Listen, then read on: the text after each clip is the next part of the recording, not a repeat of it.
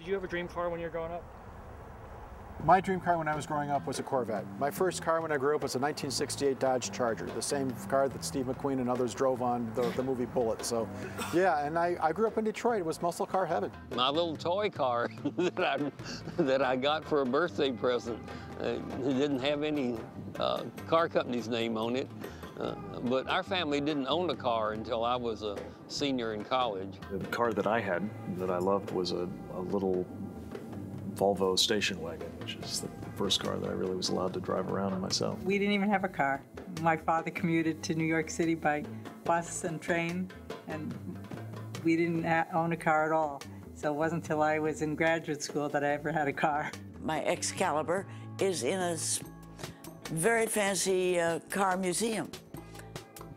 It's a copy of the 1927 Mercedes Phaeton. I love that car. My favorite car when I was a kid was probably a Chevy Impala. Okay, I mean, it wasn't one we owned. It was one a friend of mine owned, and I always really wanted. I was never one to care much about cars, but then I drove an electric car. And the first time you drive an electric car was a Honda EV Plus.